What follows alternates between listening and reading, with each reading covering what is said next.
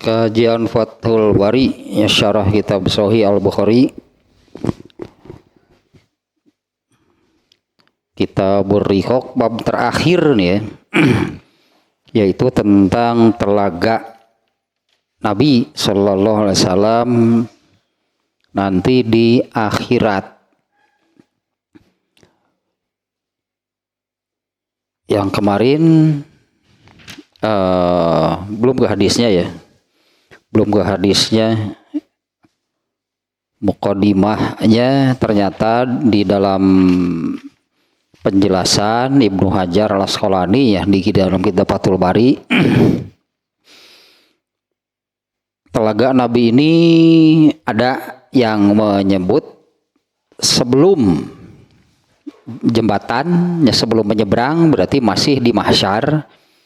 Ada juga yang menyebutkan bahwa itu setelah keluar dari mahsyar. Ya, keluar dari mahsyar itu kan mau dengan cara menyeberang jembatan Jahanam. Nah, menurut Ibnu Hajar Al-Asqalani ini, kalau dari penyusunan babnya sebelum bab telaga ini ya, Imam Bukhari itu susunannya itu bab tentang jembatan dan sebelumnya tentang mahsyar gitulah. Nah, itu isyaratnya karena kalau asli Sahih Bukharinya kan Imam Bukhari tidak bicara apa-apa, hanya judul hadis gitu ya, judul hadis. Nah, seperti bab sekarang juga ini babun fil haud, ya, bab tentang telaga. Ya, yang dimaksud telaga Rasulullah SAW. Nah, dari penyimpanan babnya ini Imam Ibnu Hajar Al-Asqalani menangkap gitu ya, bahwa menurut Imam Al-Bukhari telaga Nabi ini ada setelah manusia keluar dari mahsyar menyeberang jembatan Jahanam. Nah, tapi ada juga dia di penjelasannya di dalam hadis yang mengarah ke bahwa jembatan, bahwa telaga ini itu ya sebelum menyeberang. Nah, karena di mahsyar itu tidak ada apapun, itu di mahsyar itu tidak ada apapun. Ya, mahsyar itu hanya berupa dataran tanpa ada apapun.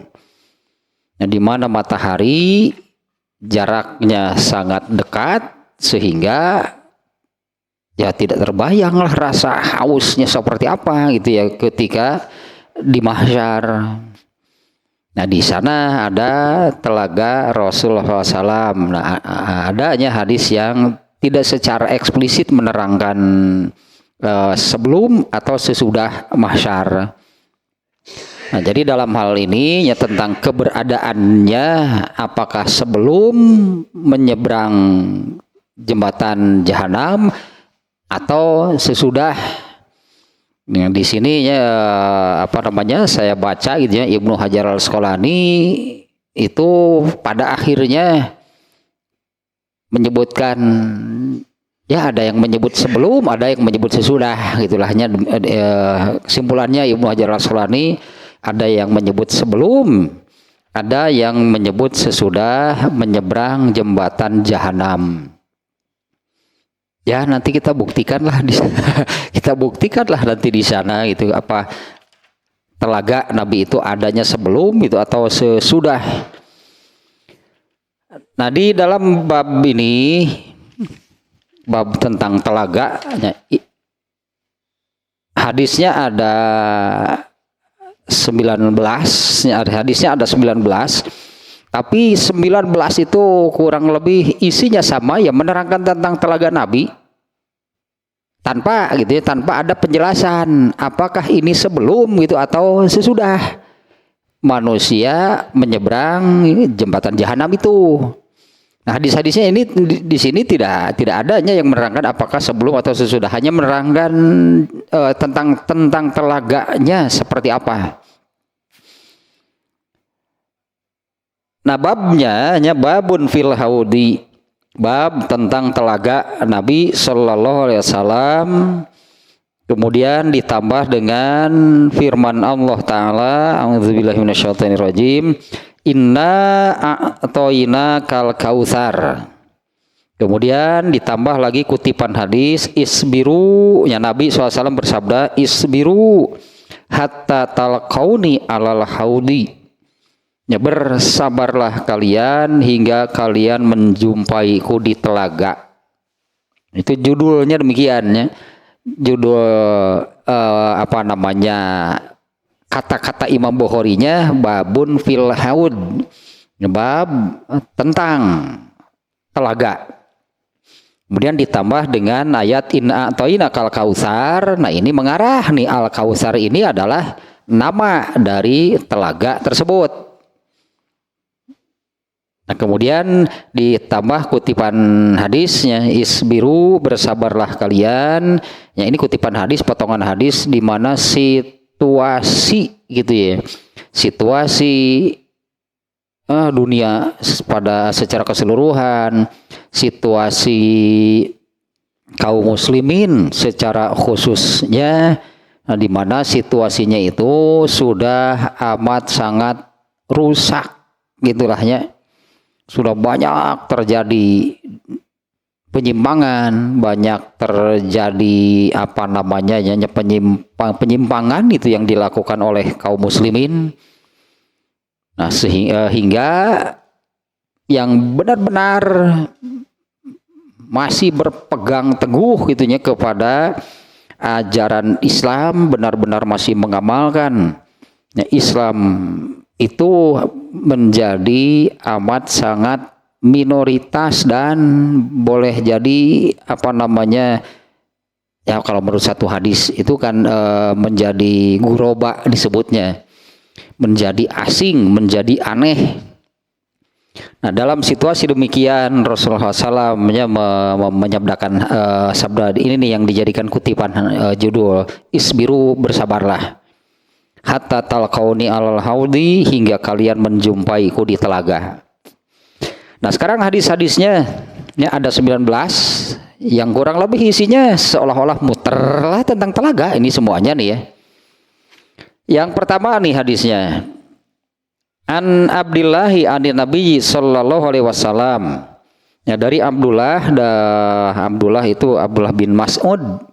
Ya, semoga Allah meridhoinya, dari Nabi Sallallahu Alaihi Wasallam, beliau bersabda, ana farotukum alal haudi, aku akan mendahului kalian ke sebuah telaga. Hanya seperti demikian saja nih ya, ana farotukum alal haudi, artinya Nabi yang akan paling dulu sampai di telaga tersebut. Nah karena memang telaga tersebut itu milik Nabi SAW, makanya dikenalnya dengan telaga Nabi. Ya, itu milik Rasulullah SAW. Di antaranya itu, ini di sini juga ada nih ya, di dalam hadis tentang Isra Mi'raj. Ya, ketika Rasulullah SAW Isra Mi'raj di lapis langit pertama itunya ada, karena banyak peristiwanya yang dialami oleh Rasulullah SAW ketika Isra Mi'raj. Nah di lapis langit pertama, selain Rasulullah SAW itu melihatnya bertemu dengan Nabi Adam, bertemunya karena Nabi Adamnya mau menyambut itu, selamat datang wahai anakku dan Nabi yang soleh. Ini bertemu ya, meskipun tidak bertatap muka karena wajahnya bertemu tapi tidak bertatap muka, karena Rasulullah SAW mengatakan ketika aku ingin melihat wajahnya, aku menengadah, mendongakkan kepala ingin melihat wajah Nabi Adam, ternyata tidak bisa, tidak terlihat, karena ukurannya Rasulullah menyebut saat itu tinggi Nabi Adam itu sekitar 50 hasta. 50 hasta Nabi saat itu artinya Nabi sangat kecil. Nabi sangat kecil, nah Nabi Adam ukurannya sekian. Nah, kemudian kejadian lain di lapis langit pertama itu, nah ini Rasulullah SAW melihat ada sebuah telaga yang di atasnya itu ada sebuah istana yang seluruhnya terbuat dari emas. Kemudian Rasulullah bertanya, itu apa? Nah, itu adalah telaga gitu, dan itu istana untuk kamu. Nah, dikenalnya dengan Haudin Nabi, itu Haudun Nabinya terkenal. Telaga ini adalah telaga Nabi, nah, telaga milik Rasulullah SAW. Ini hadis yang pertamanya hanya demikian saja nih, isinya sangat pendeknya. Ana fartukum alal haudi. Jadi nantinya di akhirat pada waktunya yang pertama sampai di telaga tersebut adalah Rasulullah SAW. Nah, kemudian ini cukuplah sekian ya hadis ini, hadis yang pertamanya ya, Rasulullah SAW menyabdakan, aku akan mendahului kalian di sebuah telaga. Rasulullah adalah orang yang datang pertama gitu, yang paling dulu datang ke telaga tersebut. Yang kemudian ya diikutilah gitunya oleh orang lain ya, dengan kisahnya sendiri. Ini nanti ada di hadis-hadis berikutnya nih. Kemudian yang kedua nih hadisnya. An Abdillahi radhiyallahu anhu an Nabi sallallahu alaihi wasallam qala. Ya, dari Abdullah dari Abdullah bin Mas'ud, ya, dari Ibnu Mas'ud, semoga Allah meridhoinya, dari Nabi sallallahu alaihi wasallam, beliau bersabda, ana faratukum alal haudi. Itu yang tadi nih di hadis yang pertama gitu ya. Sama persis redaksinya demikian. Ana faratukum alal haudi. Aku akan mendahului kalian ya, di sebuah telaga. Walayur fa'anna rijalun minkum summa la yukhtalajunna duni. Kemudian akan adanya orang-orang yang diangkat, sih di sini terjemahnya yang akan diangkat dari kalian, summa la yukhtalajunna duni, kemudian mereka ditarik, direnggut. Nah, ini sudah menunjukkannya kalimat awalnya, aku akan mendahului kalian menuju sebuah telaga. Aku akan sampai paling dulu gitulahnya. Aku akan sampai paling dulu itu di telaga tersebut. Nah, kemudian akan ada ya, orang-orang yang ya berdatangan lah ke sana.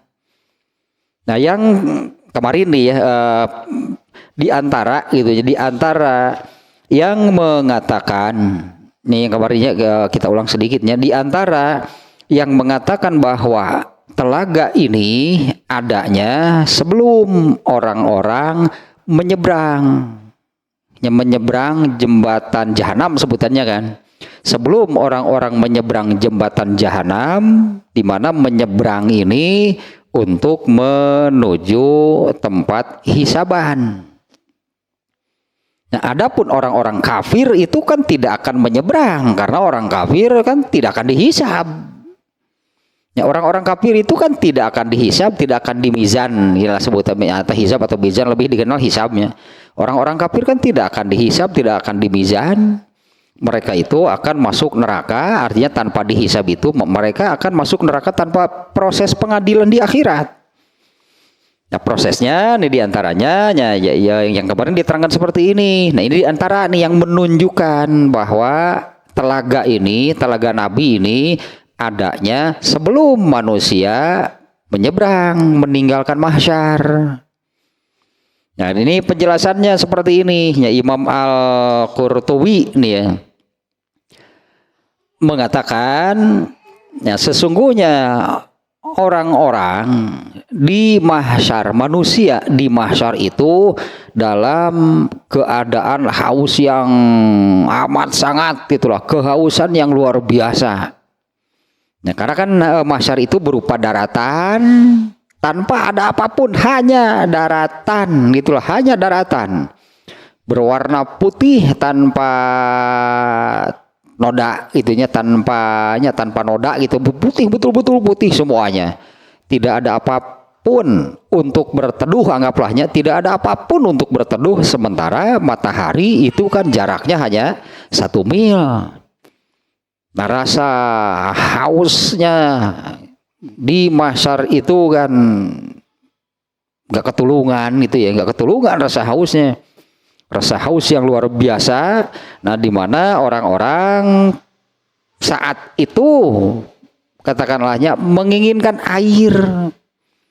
Ya, manusia di mahsyar itu menginginkan airnya dalam kondisi demikian. Maka fa yaridul mu'minunal haudho. Nah, orang-orang yang beriman akan datang ke telaga tersebut. Wa tatasaqatul kufaru finnar, sementara orang-orang kafir mereka itu akan masuk neraka. Orang kafir masuk nerakanya itu dari mahsyar gitunya, tidak menyeberang karena memang mereka tidak akan diadili, tidak akan dihisab. Sementara orang-orang kafir nah berjatuhanlah ke dalam neraka dari sana, ba'da an yaqulu rabbana atisna, setelah mereka mengatakan wahai Tuhan kami sangat kehausan, ya, kami sangat merasa kehausan. Itu berapa lama coba gitunya berada di mahsyar itu tanpa ada air, karena tidak ada air, hanya daratan ya. Mahsyar itu hanya dataran yang demikian, tidak ada apapun di sana. Faturfa'u lahum jahannamu ka'annaha sarobun. Nah, maka diangkatlah itunya. Karena neraka itu kan jurang, dalamnya api. Maka diangkatlah api neraka tersebut hingga menjadi fata morgana bagi orang-orang kafir. Kemudian dikatakan kepada mereka, tariduna, nah, bukankah kalian akan mendatanginya? Fayazunnunaha ma'an.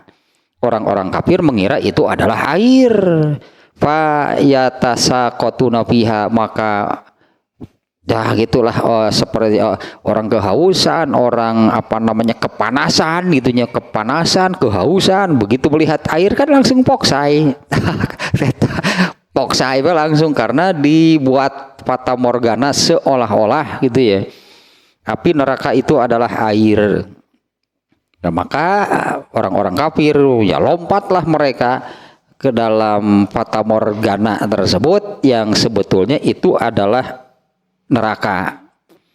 Nah, ini ada nih yang menerangkan. Nah, sementara kalau orang-orang yang beriman mereka akan datang. Orang-orang sama-sama haus, sama-sama mencari air. Ya, orang kafir, orang mukmin ketika berada di mahsyar itu sama-sama merasakan demikian. Sama-sama kepanasan itu kan, sama-sama mereka ini ingin kehausan, mereka mencari air. Bagi orang kafir kondisikan demikian nerakanya. Api dari jurang neraka itu oleh Allah diangkat gitu ya, hingga nampaklah fata morgana seolah-olah itu air. Nah, orang-orang kafir kemudian dikatakan kepada mereka, bukankah itu yang kalian inginkan? Oh iya. Kemudian mereka langsung ya terjun gitu kan lah, bukan hanya kehausan kan, kepanasan, seolah-olah yang ngeem dina cai. Mereka ingin berenang di dalam air, mereka lompat. ternyata aduh tiis pisan raos begitu lompat ke dalam neraka. Ngeceos langsung ya kan, ngoleang gitu kan, ngoleang ya 70 tahun ternyata kan baru sampai mereka itu ke dalam neraka. Nah, kita kembali lagi ke sini nih. Akan diangkatnya sekelompok orang dari kalian, summa layuh talajunna duni, kemudian setelah dekat denganku mereka itu kemudian ditarik, direnggut gitu ya. Setelah dekat ke telaga itu kemudian mereka ditarik itu, direnggut. Fa'akulu, kemudian aku berkata, ininya Rasulullah, ini sabda Rasulullahnya.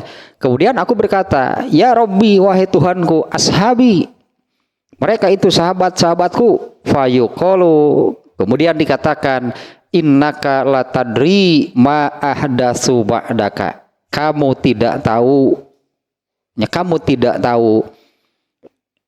ma ahdatsu ba'daka, apa yang mereka, ini nih kalimatnya demikiannya, ma ahdatsu ba'daka, kamu tidak tahu apa yang mereka munculkan, apa yang mereka ada-adakan ba'daka, setelah kamu tidak ada.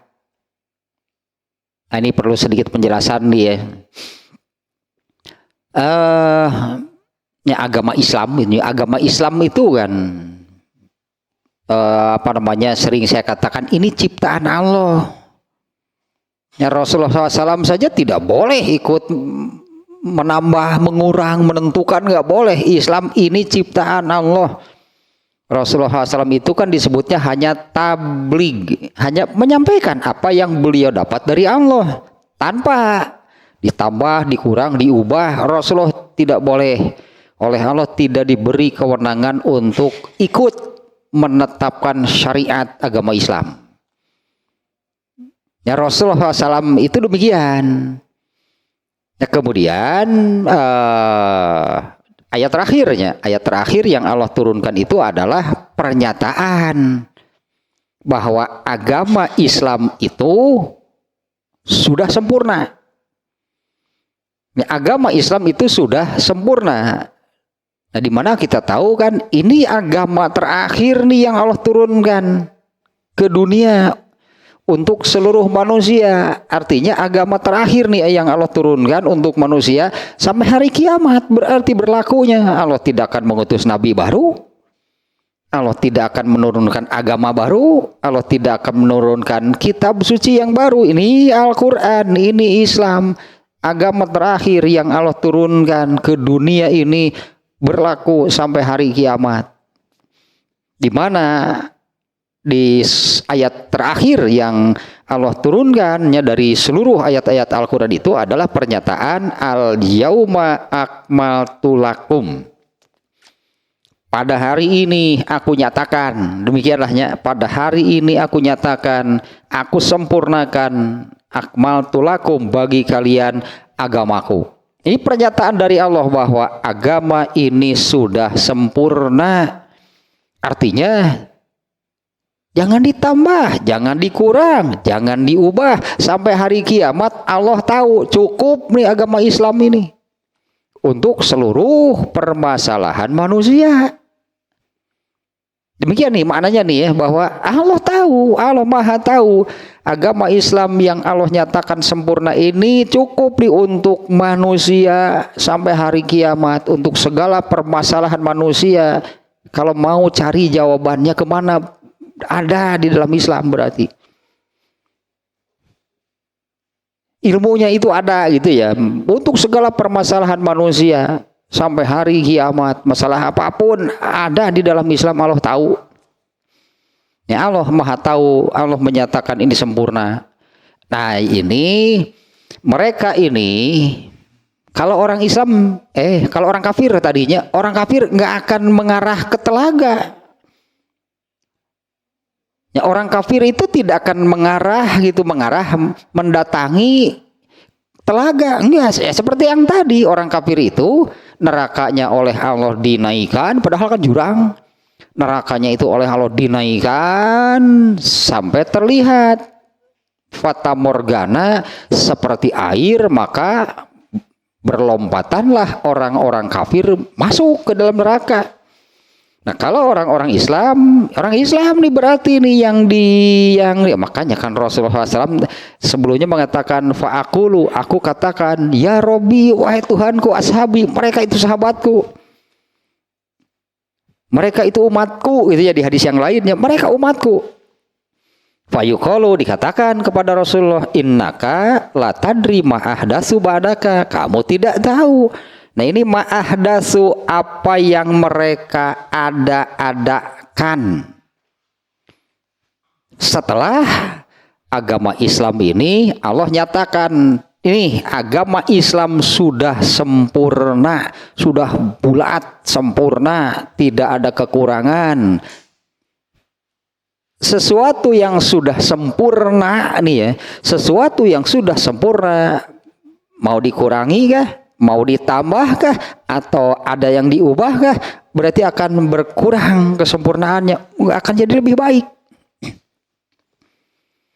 Ya, sesuatu yang sudah sempurna itu kalau ditambah mengurangi kesempurnaan, tidak akan menjadi lebih baik.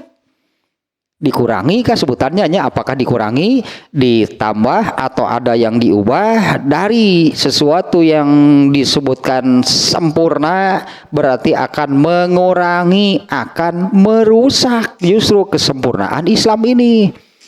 Nah ini di sini jadi kalau Rasulullah SAW tadi mengatakan, oh wahai Tuhanku, mereka itu sahabat-sahabatku. Kemudian dikatakan, kamu tidak tahu apa yang mereka lakukan setelah kamu tidak ada. Mereka ini ahdasu, mereka ini memunculkan. Ya mereka ini memunculkan, ya mengubah-ubah, artinya mengubah gitunya Islam yang Allah nyatakan sudah sempurna. Ma'ahdasu ma'daka, kamu tidak tahu apa yang mereka munculkan, apa yang mereka ada-adakan. Kaitannya dengan agama nih ya. Artinya mereka memunculkan sesuatu dari diri mereka, lalu mereka katakan itu bagian dari Islam. Ini makna ma'ahdasu ba'da. Ahdasu itu artinya mereka mengadakan. Dari Islam bukan. Ya bukan, karena kalau dari Islam ya pasti sudah jelas. Karena Islam sudah sempurna, karena Islam sudah lengkap. Artinya sempurna itu kan lengkap, sempurna, nggak ada kekurangan. Kenapa mesti ditambah? Nah ini kata ahdasu itu mereka mengada-adakan, mereka memunculkan dari diri mereka sendiri, lalu mereka menyebutkan bahwa ini bagian dari Islam. Artinya kan mereka menambah, berarti mereka menambah karena yang dari Allah sudah sempurna, lalu mereka tambah dengan yang berasal dari diri mereka sendiri, tapi mereka mengatakan itu bagian dari Islam. Ini nasibnya akan seperti ini nanti. Kalau orang kafir tadi sudah jelas bahwa mereka ini akan berlompatanlah ke dalam neraka dengan cara yang tadilahnya. Nah, orang-orang Islam mereka akan datang berjalan menuju telaga, tapi setelah dekat ini sangat menyakitkan, berarti setelah dekat ke telaga orang itu kemudian ditarik, direnggut itulah ya. Dan di hadapan Rasulullah, karena Rasulullah kan sudah berada di telaga tadi, Rasulullah kan tiba paling dulu di sana. Memang itu telaga milik Nabi. Nah, ada sekelompok orang yang seperti ini nanti di akhiratnya, mereka itu berjalan, mereka datang menuju telaga, pasti mereka ingin minum, mereka akan minum datang ke sana. Tapi setelah dekat, mereka ditarik, mereka direnggut persis di hadapan Nabi. Jadi kata-katanya tadinya layuh talajunna duni, persis di dekatku, persis di hadapanku. Kemudian Rasulullah mempertanyakan gitu ya, wahai Tuhanku, itulah adalah sahabatku. Fayuqalu, dikatakan kepada Rasulullah, kamu tidak tahu apa yang mereka ada-adakan setelah kamu tidak ada. Karena ketika Rasulullah SAW ini kan di akhiratnya nanti kan gambarannya ini akan terjadi nanti di akhirat. Nah, kenapa seperti ini? Di dalam artinya ketika Rasulullah masih hidup, ya, ketika Rasulullah SAW masih hidup, Rasulullah sudah menyabdakan tentang hal seperti ini. Ya Rasulullah SAW sudah menyabdakan tentang hal seperti ini. Ya, iya hadis nanti. Ya sebentar ya. Riwayat An-Nasa'i kalau nggak salah nih hadisnya nih ya. Yang ini nih hadisnya nih. So sebentar nih ya.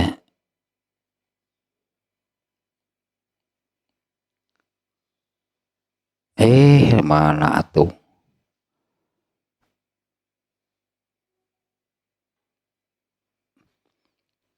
Ini yang inna asdaqal hadisi kitabullah wa khairul huda huda Muhammad. Mana tuh hadis nanti?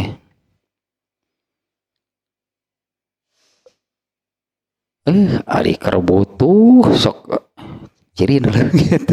Kacau ari keur butuh sok kieu. Bentar nih. Inna asdaqal hadisi kitabullah wa khairul huda huda Muhammad wa syarrul umuri tah atuh sugan eta keyword nu eta atulah.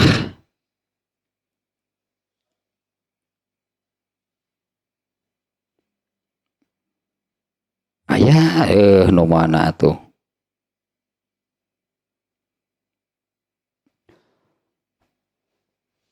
Di Bukhari juga ada ternyata nih riwayat Bukhari nih.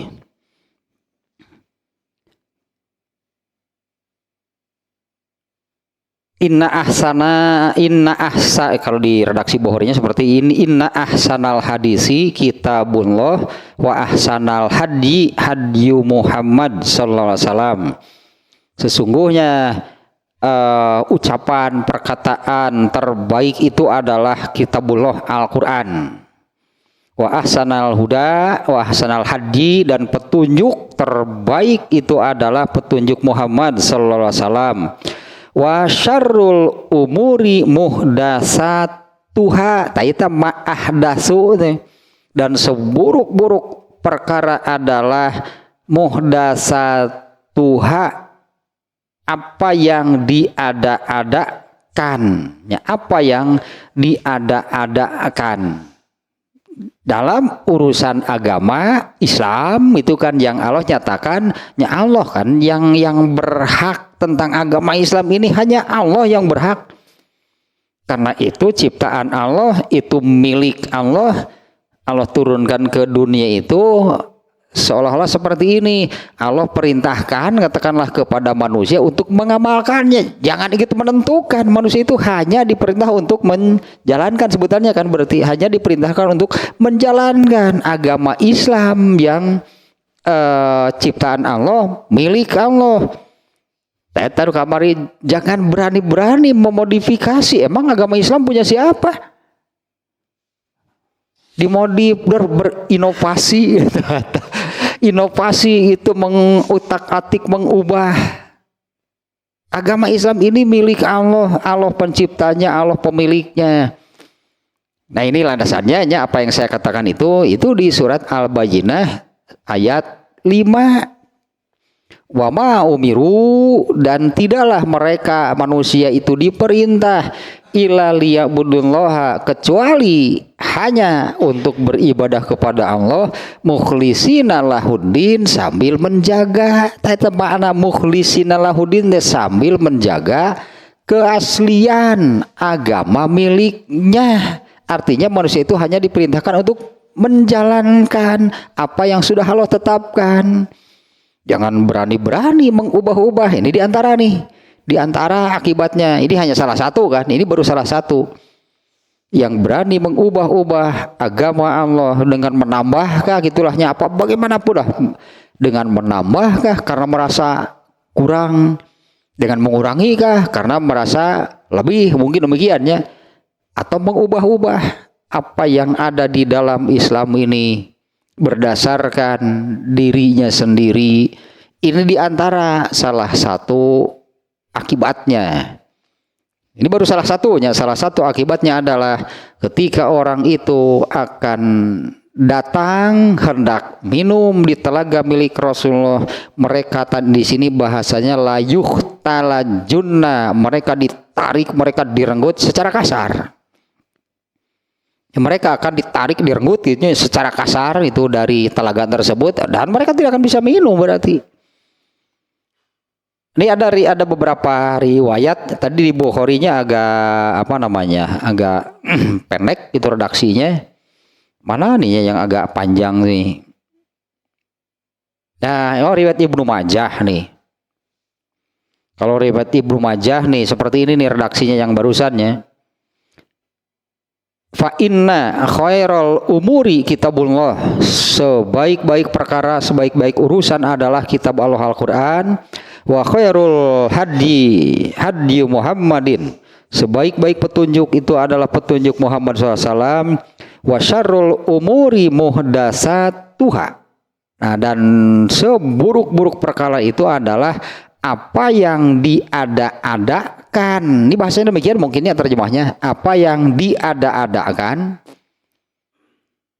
Kan ini maknanya maksudnya kalau diterjemah demikian, apa yang diada-adakan yaitu dimunculkan, diadakan dari manusia, berarti sumbernya. Tapi kemudian gitu apa yang diadakan dimunculkan dari manusia ini dianggap atau dijadikan ditetapkan sebagai bagian dari agama Islam. Padahal agama Islam itu Allah sendiri yang menyatakan ini sudah sempurna.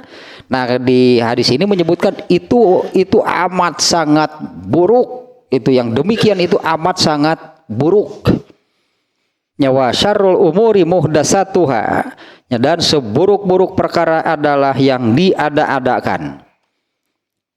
Wa kullu muhdasatin bid'ah, dan semua yang diada-adakan. Ini hadis ya, bukan ucapan ulama ini artinya.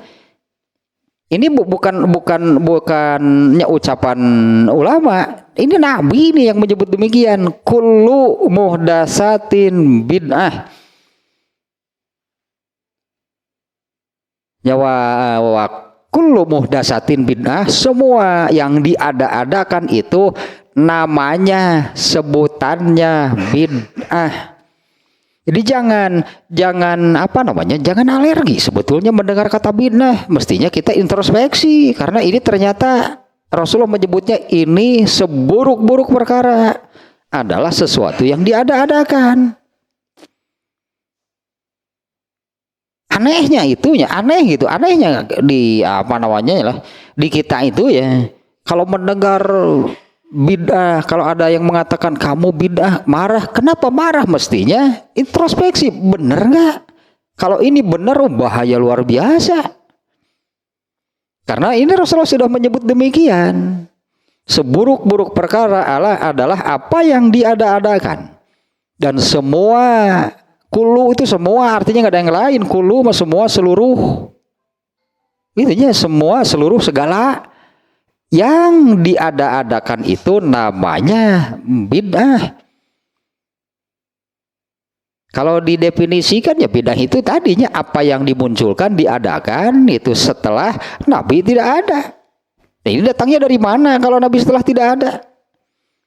Kalau Nabi tidak ada berarti agama Islam kan nggak akan diturunkan lagi. Masa Allah melanjutkan gitu, menurunkan agama Islam ini melalui yang lain setelah Nabi tidak ada? Kan enggak. Karena ketika Nabi masih hidup, Allah sudah menyatakan Islam sudah sempurna. Sudah, Allah nggak menurunkan agama lagi. Karena Islamnya sudah sempurna. Maka setelah Nabi tidak ada, kemudian muncul dari mana? Pasti bukan dari Nabi. Nah, ini yang dimaksud oleh hadis tersebut.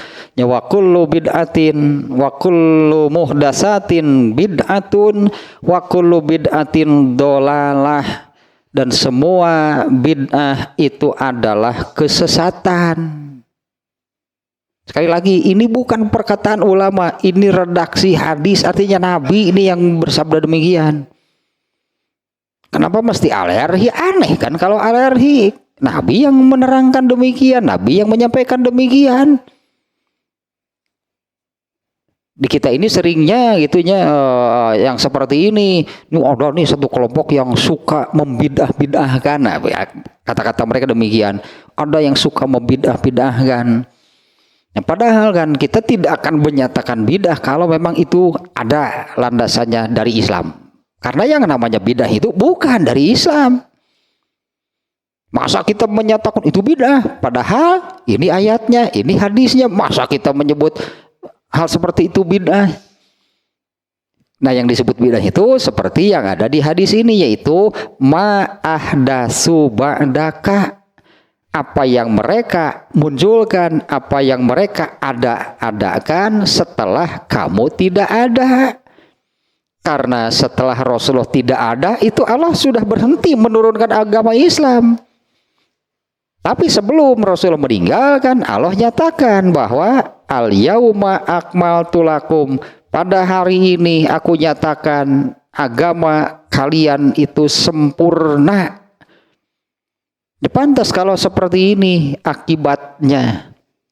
Ini salah satunya saya katakan, ini salah satu nih akibatnya. Yaitu ketika mereka datang menuju telaga Nabi setelah dekat gitulah, katakanlah hampir bisa meraih gelasnya, hampir mereka minum, direnggut, ditariknya secara kasar nih oleh penjaganya. Rasulullah sendiri mempertanyakan, kenapa mereka umatku? Kamu tidak tahu. Mereka ini orang-orang yang ma'ahdatsu ba'daka, apa yang mereka adakan setelah engkau tidak ada. Nah, yang dimaksud adalah seperti hadis yang di sini, yaitu wasyarrul umuri muhdatsatuha. Seburuk-buruk perkara itu adalah apa yang diada-adakan di dalam agama. Kalau saya sendiri merasa aneh saja, kenapa gitu ya, ketika ada orang yang menyebut bidah itu alergi. Kalau takut, iya harus. Kalau orang takut dengan bidah, ya iya harus takut. Jangan sampai mengerjakan, jangan sampai melakukan, jangan sampai kena gitu, jangan apa yang disebut bidah, karena kan buruknya kan luar biasa. Ya, tapi jangan sampai mengatakan ini ada nih kelompok yang suka membidah-bidahkan. Ketika ditanya, ya terus dasarnya apa yang kalian lakukan itu apa? Oh, ini kan baik. Atuh kumaha itu? Baik menurut siapa? Karena kalau mengatakan oh ini kan baik, nanti setiap orang bisa mengatakan demikian. Ya, karena Islam itu hanya dua itunya landasannya, yaitu Al-Quran, kemudian sunnah Rasulullah atau hadis itu sebagai tafsir. Tafsir nih, hadis atau sunnah Rasulullah itu adalah tafsir dari ayat Al-Quran. Ya, itulah landasan agama Islam. Ya, di luar itu, jadi ada nggak sih bidah? Itu jadi bidah itu ada nggak? Hadisnya juga sudah jelas seperti yang tadi. Semua perkara yang diada-adakan, artinya setelah Nabi tidak ada kan? Berarti kalau menurut hadis ini, semua yang diada-adakan setelah Nabi tidak ada, ya itulah yang namanya bidah. Dan semua bidah itu adalah dolalah. Itu kan redaksi hadis yang menyebutkan demikian.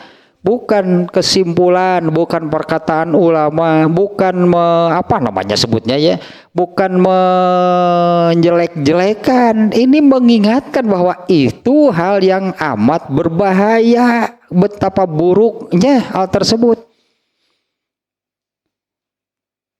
Ya, ini kan malah kelompok itu kan suka membidah-bidahkan, semua orang weh. Ya sudah, kita lakukan saja, jangan hiraukan mereka. Di bejaan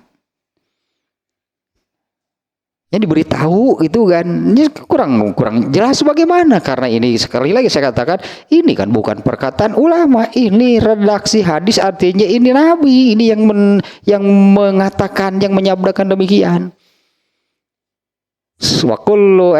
Wasyarul umuri muhdatsatuha, itunya seburuk-buruk perkara adalah apa yang diada-adakan. Wa kullu muhdatsatin bid'ah, dan setiap yang diada-adakan itu namanya bid'ah. Wa kullu bid'atin dolalah, itu Nabi kok yang mengatakan demikian. Katakan kalau saya mengatakan seperti ini, ya kenapa marahnya sama saya? Nggak ngerti saya. Kenapa marahnya sama saya? Apakah boleh hadis ini disampaikan? Apa hadis ini harus disembunyikan atau bagaimana? Dan semua bidah itu adalah kesesatan. Ini salah satu akibatnya. Apa saya nggak boleh baca hadis ini atau kumaha? Sebutinlah hadisnya mah. Masa. Justru kalau begitu nanti agama ini jadi rusak. Ya, agama ini menjadi rusak karena setiap orang, katakanlah setiap orang nih, katakanlah nanti setiap orang bebas jadinya memunculkan, mengadakan, lalu kaitkan, lalu oleh mereka masukkan seolah-olah ini bagian dari agama Islam. Terus kalau sudah seperti itu, nasib agama Islam mau bagaimana? Karena sesuatu yang sudah sempurna mau dikurangi kah, mau ditambah kah, rusak berarti. Kesempurnaannya itu akan rusak. Itu hadis yang kedua nih ya, nih tentang telaga Nabi, di mana di hadis ini lanjutan, bukan lanjutan sihnya, kalau di hadis yang pertama hanya demikian sih tadinya yang dimuat oleh Imam Bukhari. Ana faradtukum alal haudi. Aku akan sampai paling dulu nih di sebuah telaga, yaitu telaga Rasulullah ya. Dan kalau di hadis yang kedua kan Rasulullah melanjutkan, nanti akan ada orang-orang yang mendekat itu mau datang ke sana, summa la yuhtala junaduni, kemudian mereka itu ditarik, direnggut persis di hadapanku, persis di dekat Nabi. Lalu Nabi berkata, fa'aqulu ya Rabbi ashabi, wahai Tuhanku, mereka itu sahabatku. Fayuqalu, dikatakan kepada Rasulullah SAW, innaka la tadri ma'ahdatsu ba'daka. Itu kan ini jelas kan berdasarkan hadis ini, itulah yang menyebabkan kenapa mereka dihalangi, ditarik, direnggut secara kasar, tidak boleh minum di sana. Kamu tidak tahu apa yang mereka ada-adakan, apa yang mereka munculkan setelah kamu tidak ada. Itu kan ini yang dikatakan kepada Rasulullah, namanya yang tadi agama Islam ini sudah Allah nyatakan sempurna, malah ada yang memunculkan dari diri mereka sendiri, lalu mereka memasukkan, mereka menyebut ini bagian dari Islam. Kan pelanggaran berat. Makanya betapa buruknya, karena Rasulullah SAW saja nggak boleh. Ini contoh nih, kita misalnya nih ya, sudah agak lama nih ya saya pernah menyampaikan hal ini. Ada banyak sebetulnya perkara yang menunjukkan bahwa syari disebutnya kalau dalam ilmu usul fikih, syari atau pembuat syariat itu Allah, karena agamanya ciptaan Allah, agama milik Allah, maka yang membuat segala-galanya, segala syariat, segala ketentuan, ketetapan, aturan di dalam Islam ini hanya Allah, yang lain nggak boleh. Ini contohnya kiblat sholat itu kan yang pertama, karena pertama kali sholat diwajibkan itu kan melalui peristiwa Isra Mi'raj. Itu peristiwa Isra Mi'raj itu terjadi ketika masih di Mekah. Nah, setelah sholat itu diwajibkan melalui peristiwa Isra Mi'raj itu, kiblatnya ke Masjidil Aqsa.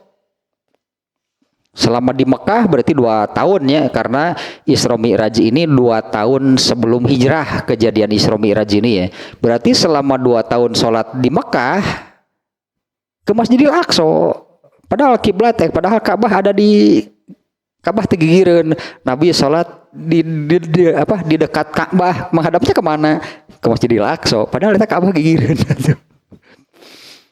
Pindah hijrah ke Madinah. Nah, selama ketika pindah hijrah ke Madinah, tidak langsung kiblat itu diganti arahnya menjadi ke Masjidil Haram. Nah, setelah beberapa lama sholat di Madinah, menghadapnya masih ke Masjidil Aqsa. Nah, ini di dalam diri Rasulullah SAW nih secara pribadi gitu ya. Di dalam diri Rasulullah SAW secara pribadi ada keinginan kiblat itu berpindah dari Masjidil Aqsa ke Masjidil Haram. Itu keinginan pribadi. Nah, apa Rasulullah SAW langsung mengubah arah? Ya, apa Rasulullah SAW itu langsung mengubah arah? Katakanlah, boleh kita katakan demikian. Menurut saya lebih baik ke Masjidil Haram daripada ke Masjidil Aqsa. Itu kan makanya Rasulullah ingin itu secara pribadi kiblat itu ke Masjidil Haram. Nah keinginan itu katakanlah hari demi hari Rasulullah SAW itu tidak menyampaikan keinginan itu kepada para sahabat, hanya dipendam saja dalam hati. Nah semakin hari itu ya keinginan itu semakin besar hingga Rasulullah SAW itu secara pribadinya mengharapkan segera itu Allah itu segera menurunkan wahyu yang isinya memindahkan kiblat. Tuh kan jadi Rasul juga cuma hanya bisa berharap kepada Allah. Tidak langsung punya keinginan, punya pemikiran, wah ini kiblat ini lebih baik ke Masjidil Haram daripada ke Masjidil Aqsa. Pindah sendiri didegungkan abang ku Allah perintah Nabi itu. Ari maneh cenah kumaha? Kenapa kamu menetapkan sendiri?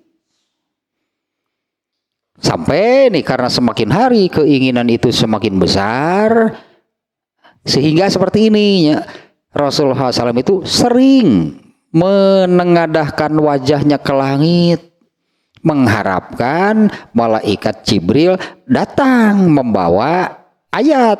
Nah ini kan sudah menunjukkan bahwa Rasulullah itu hanya bisa berharap karena Allah yang berhak menentukan. Nah maka nih ayat ternyata benar nih Allah menurunkan ayat yang isinya tentang perpindahan kiblat, tapi dengan catatan juga nih, dengan catatannya Allah menurunkan ayat itu bukan karena memenuhi keinginan Nabi, karena ayat itu sudah ada sebelum Nabi punya keinginan, bahkan ayat itu sudah ada sebelum Nabi lahir. Ayat itu kan sudah ada sebelum apa dina ayatnya gitu, inna anzalnahu fi lailatil qadri, sesungguhnya kami menurunkan Al-Qur'an itu pada Lailatul Qadar. Al-Qur'an yang mana? Al-Qur'an seluruhnya. Sudah jadi Al-Qur'an mah Islam kesan ayat. Jadi Allah membuat Al-Qur'an itu bukan setelah Allah menurunkan Islam, Qur'annya sudah siap berarti. Qur'annya sudah siap. Kemudian kapan katakanlah wirinya, kapan nih ya waktunya Islam ini dimulai? Ya Al-Qur'annya sudah siap, kan tinggal ambil saja Qur'an ayatnya karena Al-Qur'annya sudah lengkap. Artinya kan Al-Qur'an ini sudah ada sebelum Nabi jadi nabi. Nah maka turunlah nih ayatnya nih supaya ini nih ya di Al-Baqarah 144 yang menerangkan nih tentang perpindahan kiblat nih di Al-Baqarah 144. Nah, kita baca nih kita lihat nih ayatnya nih. Qad naro taqalluba wajhika fis sama. Tuh dimulai dengan demikian nih kata-kata di dalam ayatnya. Sungguh kami melihat wajahmu ya wahai Muhammad, sungguh kami melihat wajahmu sering menengadah ke langit. Nah, itu tadinya yang saya katakan bahwa karena semakin hari semakin besar keinginan dalam diri Rasulullah, kiblat itu dipindahkan. Nah, sampai Rasulullah SAW itu sering menengadah ke langit itu dalam pikirannya, harapannya segera datang malaikat Jibril gitu yang datang turun itu membawa ayat yang memindahkan kiblat ini. Nah sungguh kami telah melihat Muhammad melihat wajahmu wahai Muhammad menengadah ke langit. Nah ini ayatnya, falanuwalliyannaka kiblatan tardhaha, maka kami akan maka kami akan arahkan atau kami akan ganti gitulah ya. Maka kami akan mengganti arah kiblat itu ke arah yang kamu inginkan. Fawalli wajhaka syatrul masjidil haram, maka sejak turun ayat ini nih, arahkanlah wajahmu maka menghadaplah ke Masjidil Haram, kurang lebih demikian. Ini sekali lagi ya, ini menunjukkan bahwa segala sesuatu yang ada di dalam Islam ini hanya Allah yang menentukan. Nabi saja nggak bisa, Nabi nggak boleh. Nabi punya keinginan, semakin hari malah semakin besar keinginannya. Tetap Nabi tidak bisa langsung berubah arah sendiri kiblatnya dari Masjidil Haram ke Masjidil Aqsa ke Masjidil Haram, nggak bisa. Nih ayatnya nih yang menunjukkan demikian. Kami sudah sering melihat kamu menengadah ke langit. Seolah-olah Allah itu hafal, ayo tengah deui ya, hafal cek Allah telah yang pindahnya. Yang pindah aslinya kiblatnya cicing ke saya. Ya kami akan, tapi tadi kan makanya saya sampaikan Allah memindahkan arah kiblat bukan memenuhi keinginan Rasulullah. Nah di mana hal ini juga terjadi. Ada beberapa, bahkan 15 nih, ini briliannya Umar bin Khattab. Ada beberapa ayat yang Allah turunkan yang isinya sudah terpikir lebih dulu oleh Umar bin Khattab. Oleh Umar bin Khattab disampaikan kepada Rasulullah. Yang paling terkenal adalah Umar bin Khattab usul gitulah, hanya menyampaikan kepada Rasulullah bagaimana kalau khamr itu diharamkan. Kan Rasul angkat tangan, yang berhak menetapkan haram siapa? Yang berhak menetapkan haram siapa? Bukan Nabi. Maka Nabi yang angkat tangan, wah itu bukan bagian saya.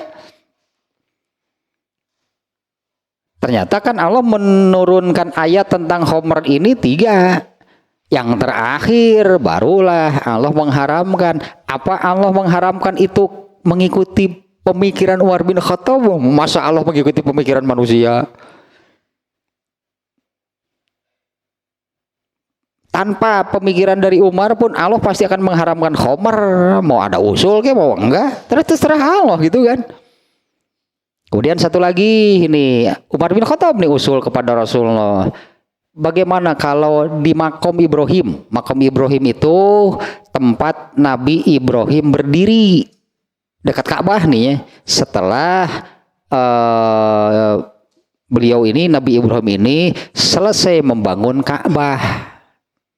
Nabi Ibrahim berdiri di dekat Ka'bah. Nah tempat berdirinya itu makom Ibrahim, tempat berdiri Nabi Ibrahim. Umar bin Khattab usul kepada Rasulullah, bagaimana kalau di makom Ibrahim itu diadakan sholat khusus, disebutnya sholat di makom Ibrahim. Ya sama, Rasulullah juga, wah gak bisa, bukan bagian saya. Yang menetapkan syariat itu adalah Allah. Nah kemudian Allah menurunkan ayat nih tentang makom Ibrahim, ayat surat Al-Baqarah. Oke sih ayat seberaya. Ayatnya yang ini kalau nggak salah nih.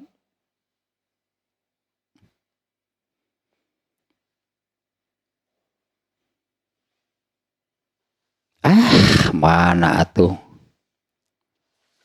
Itu yang fattakhidhu mim maqami Ibrahim musalla, itu ayatnya demikian. Tetapkanlah makom Ibrahim itu sebagai tempat sholat. Itu sesuai, itu sejalan dengan pemikiran Umar bin Khattab. Al-Baqarah ayat 125. Wattakhidhu mim maqami Ibrahim musalla. Ini ayat nih yang memerintahkan adakan sholat di makom Ibrahim. Sebelumnya sudah terpikir oleh Umar bin Khattab. Ini 2 berarti kan ya. Nabi sendiri nggak bisa. Umar bin Khattab kan berpikir, kalau ini perpikiran berarti kan, ya betapa baiknya, pasti demikian lah, betapa baiknya kalau ada sholat khusus di makam Ibrahim. Itu kan berarti kan pemikiran Umar bin Khattab, wah ini betapa baiknya nih kalau di makam Ibrahim itu diadakan sholat khusus. Nah, Umar bin Khattab berani nggak langsung datang ke makam Ibrahim kemudian sholat di situ? Nggak berani. Sampaikan kepada Rasulullah bagaimana? Ya Rasulullah juga mengatakan, bukan bagian saya menetapkan syariat. Maka turunlah ayat ini. Kemudian ini yang terkenal nih ya, seluruhnya ada 15. yang terkenal nih, kemudian apa ya, Allah menurunkan ayatnya di mana sebelum ayat itu turun ini sudah terpikir gitu oleh Umar bin Khattab. Satu lagi ayat tentang hijab, bukan jilbabnya. Jilbab dengan hijab beda. Hijab itu tirai penghalang bagi istri-istri Nabi SAW apabila mereka bicara bukan dengan mahram, hijab namanya. Sekarang ini entah nih ya, ada udang di balik batu atau apa gitu ya. Berkerudung tapi tidak mau pakai jilbab. Hijab mereka menyebutnya gitu ya. Jilbab kalau pakaian muslimah bukan hijab. Hijab itu tirai penghalang. Nah, Umar bin Khattab yang usul. Aduh, saya lupa lagi nih suratnya, surat apa nih ya. Kemudian Allah menurunkan ayat. Umar bin Khattab usul kepada Rasulullah supaya gitu kalau istri-istri beliau, istri-istri Rasulullah itu berbicara dengan laki-laki yang bukan mahramnya, bicaranya dari balik hijab, jangan langsung berhadapan lah. Umar bin Khattab takut timbul fitnah. Takut muncul keburukan lah gitunya. Ini keluarga Nabi ini masalahnya nih. Nah, bagaimana kalau Rasulullah juga nggak bisa menetapkan? Bukan bagian saya.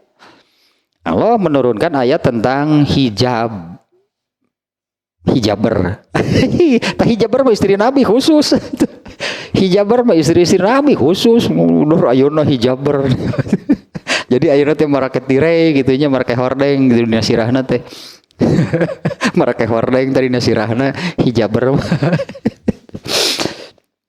Nah, itunya contoh-contoh. Umar bin Khattab jelas bukan utusan Allah. Ketika terpikir sesuatu tentang agama berarti kan nggak bisa langsung tetapkan sendiri sholat di makam Ibrahim.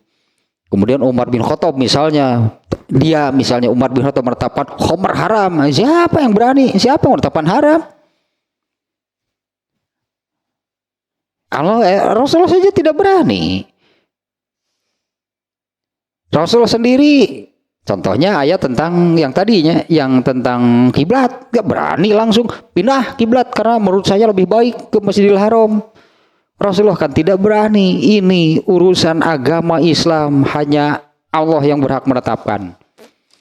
Nah, itulah contoh-contohnya nih ya. Ini nih kenapa nih? Kenapa mereka ini, sementara Rasulullah SAW tadi mengatakan, Rasulullah mereka itu sahabatku. Kamu tidak tahu mereka itu mengada-adakan. Mereka ini mengubah-ubah. Nah, nanti di dalam ini hadisnya banyaknya. Di sini ma'ahdasu, nanti di redaksi hadis yang lain itu mabaddalu, bukan ahdasu. Mereka mengubah-ubah agama ini setelah kamu tidak ada. Rasulullah hadisnya ya. Saya kira nanti ini hadisnya kurang lebih sama lahnya. Mungkin nanti tidak akan terlalu panjang sih kalau yang terkaitnya dengan telaga nabinya sendiri, hanya menerangkan seperti apa sih itu hadis telaga nabi itu ya, seperti apa gitu telaga nabi. Di sini belum ya, baru mengatakan aku adalah orang yang paling dulu tiba di sana. Aku orang yang paling dulu tibanya datang di telaga tersebut. Karena memang itu telaga Nabi. Nah, kalau di hadis ini kemudian nanti akan orang-orang akan berdatangan itu untuk datang ke telaga itu untuk minum. Ya, ternyata akan ada sekelompok orang yang dijegal nih. Ya, dijegal, dihalangi, ditarik, bahkan direnggut secara kasar nih oleh penjaganya. Mereka tidak diperbolehkan minum. Rasulullah malah mempertanyakan, kenapa mereka itu umatku? Kamu tidak tahu. Ya pasti Rasulullah tidak tahu karena mereka melakukannya setelah Nabi tidak ada kan. Ya pasti Nabi tidak tahu karena mereka melakukan demikian itu setelah Nabi tidak ada. Oh, cek Nabi gitu sih eta kelakuan gitu tadi. Pantas cek Nabi itu. Nanti di hadis lain malah Nabi sendiri yang mengusir. Oh, sana enggak boleh. Ngeri kan kalau ketika datang di mana air hanya ada di situ.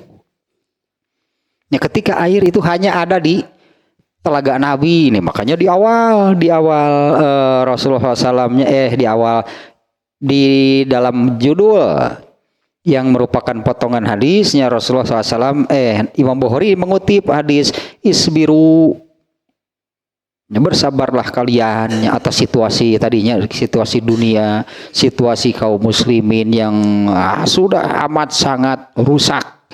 Ya bersabarlah menjalani hal demikian hatta talqauni fil haud, hingga kalian menemuiku di telaga.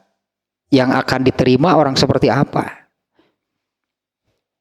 Yang akan diterima itu adalah orang yang benar-benar gitu kan menjalankan syariat Islam. Kalau yang memunculkan, mengubah-ubah, mengotak-atik agama Islam ini hadisnya jelas. Direnggut, tadinya dijegal gitu, direnggut, ditarik oleh penjaganya, dan Nabi sendiri kemudian yang mengusir mereka. Terserah baru duanya ada 19 nih, lumayan banyak nih ternyata hadisnya nih.